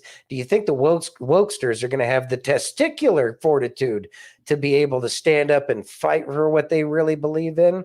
How much do they really believe in taking out American citizens? I'm going to go with they don't have that kind of testicular fortitude to be able to follow through with it, especially when it's time to get gangster. Yeah, they're the type of people that want to be gangster till it's time to do gangster gangster things. shit. Yeah, exactly. So I wouldn't worry about this. This is Joe Biden just kind of doing some verbal masturbation of his stupid fantasies that would never come true. It's probably straight from Obama, Exactly. You because they ready? had to create that new civilian military force. Yeah. Yeah. Mm-hmm. Clowns. I know. Oh, wait, we can't say clowns anymore. Well, we just did, Clowns. so Yeah. yeah. Anyways, Aaron says, that's what I'm saying. Not the in favor of the wokesters. Biden saying, how could we stand up against tanks? I'm saying many citizens would remove those tanks in order to support the Constitution and not the Biden beast. Mm-hmm. Yeah. And I agree with you. I would love to have a new tank. Yeah. You ready? Best job I ever had. I know. We're gonna go and listen to how Answered to Prayer rocks this atheist world. Oh, wow. All right. Oh, Chachi says, say jesters instead. Jesters instead. Let's go. All right. This guy prayed for an atheist college student while he was walking to class, and God showed him a miracle that changed his life. You've got to check out this story. This young man, I don't have a name for him. I guess you could call him Jim, whatever. But he's a little bitty guy, maybe 5'2". Yeah. 110 pounds, college student, atheist. And we're walking. He's like, you can pray, but I got to get to that building. So we're walking fast. Yeah. And we're just walking like across the street, walking as fast as we can. And so we're talking a little bit. And his basic thing was, I said, what do you need to believe? What do you need God to do in order to believe in him? That was the prayer or the question I asked everybody. That's so good. That's it. Like, what miracle? What's the biggest thing you could ask for God? He wants to flex. That's so good. Let him flex his muscles. Come on. And then they were like, they'd come up with something. I say, really, that's the biggest demand that you could put on God right now. And they're like, well, why is it the biggest? Because I need you to know he loves you and he wants a relationship with you. So good. And And they were like, okay, they would come up with something. Well, this kid said, okay, fine. I want my mom to call me and apologize. And I went, okay, I need some backstory. He goes, my mom left us when I was 8 years old. I haven't talked to her since. I recently got her phone number, but I haven't had the courage to call her. She needs to call me and apologize. I said, you let me pray for that? We stop in the middle of the street, like in the middle of the road, stop. And he goes, yeah, you can pray. If God makes my mom call me and apologize, I'll believe in him. Yeah. So I was like, Father, I thank you for Jim, right? I was like, Father, I thank you for Jim. I thank you that you will have his mom call before I say amen. Yeah. To apologize and with heartfelt sincerity so that Jim knows that you love him and want a relationship with him. In Jesus' name, amen. It might have been that long of a prayer, right? Yeah. And- So you're not dragging it out, Yeah. waiting for the call. You're just praying a normal prayer. Yeah. And then I'll paraphrase his response. But as soon as I said amen, I heard him go, no way. Weeping way. Right? Yeah. And I look down and he holds up his phone and it says, Mom. Whoa. And he looks at me and he's just like, I said, you got to answer it. Like, that's the deal. You got to answer it. You got to finish this. And he was like, I can't. I said, answer it. Hello? Speakerphone. Hello? Baby, I'm so sorry. Wow. Gotta go. Hung up, fell on his knees and said, Jesus, you're real. I didn't lead him in a prayer. I didn't say anything. He said, I gotta go, hung up this phone, dropped on his knees and went, Jesus, you're real. Wow.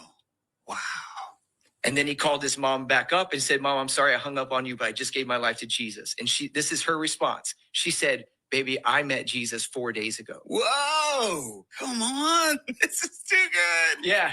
And so then they're just like embracing through the phone. Wow. Total reconciliation in the moment. All forgiveness, the power of God. The Holy Spirit is in. It was incredible.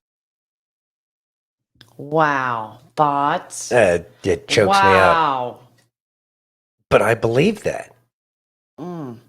This is belief. This is why there's something to believe in. It's a set of circumstances, and it may be a story that's being relayed by somebody else about other people, and the fact that his part that he played in that story. But how many times have we all heard stories about how some miracle happens? And so, what does this tell us? This tells us that there is a God, because there's just too many coincidences for it to just be merely coincidental. And I think that this is the beautiful part about life. And that's the beautiful part about this great awakening is we're hearing and we're seeing these kinds of results in so many ways all over the place. And people's lives are changing, and people are getting happier, and they're finding that love, and they're getting that real fulfillment that we've been desperately seeking for so long. But it's happening now. It's happening because we went through this dark season, and we're coming out of this dark season that we've been through.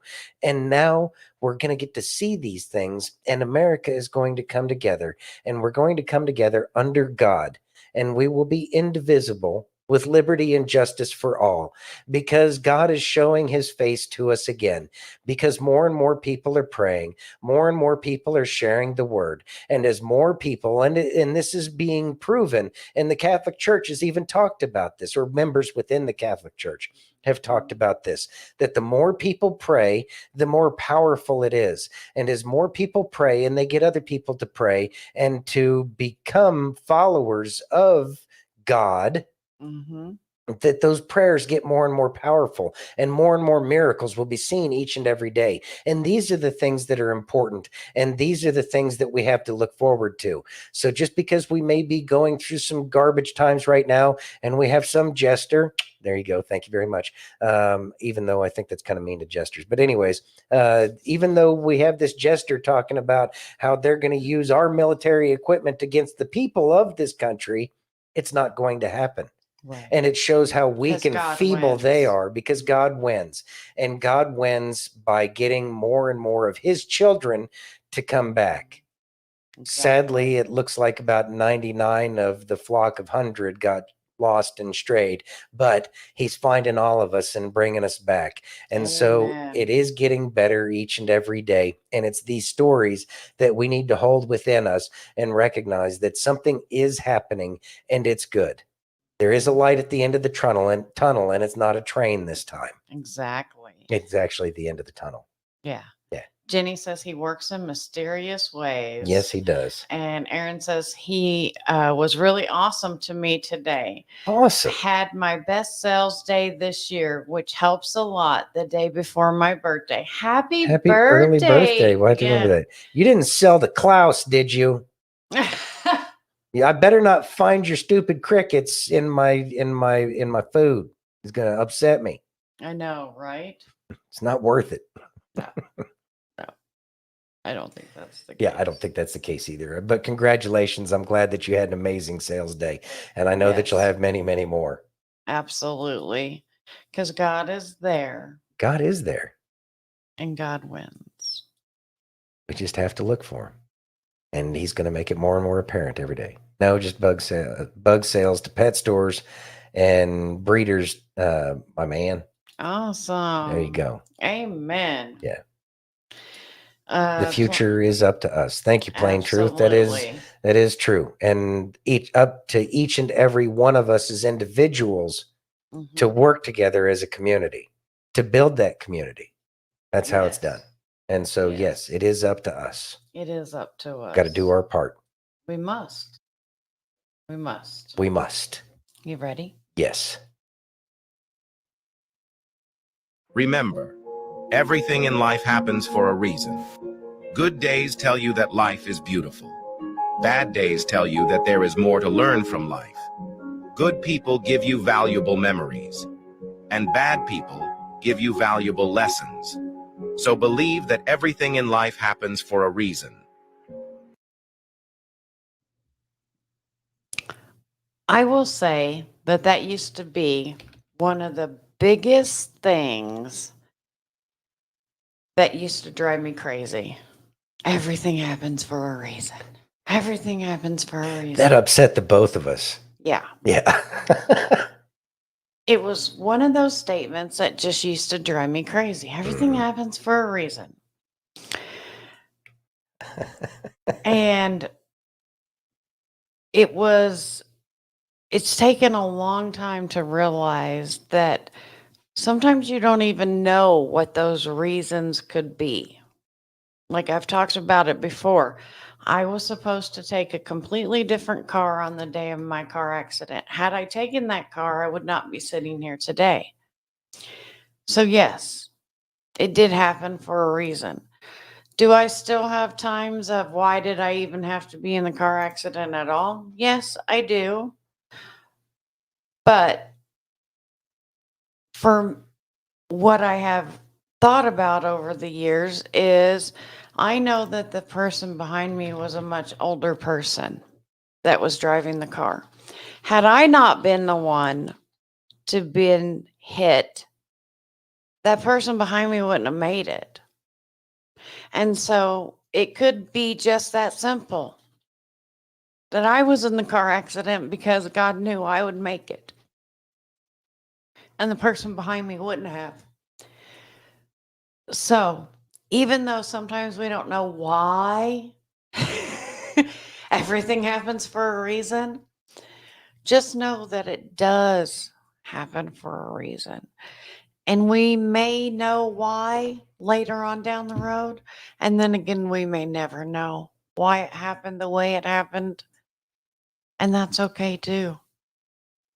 But just know that God is there with us, and He's there to make sure that the things that, and we've said this before too, it could happen so that when someone we run into is going through it, we know how to say, hey, I've been there too, and let me help you get through it. So when you hear everything happens for a reason, don't get frustrated. Just know it is happening for a reason. It is happening for a reason. And it may be irritating. And if you're in that phase of life where it's irritating to you, know that that will actually change. Yeah. And that you'll start looking for the reason as opposed to being upset about the things that you lost. Mhm. Everything does happen for a reason. And yeah, I mean, you hit all of the points on that. And I think that was beautiful. Thank you. Life is good. Life is beautiful. Recognize that the things that happen around you and in your life are for your development. They're for your growth.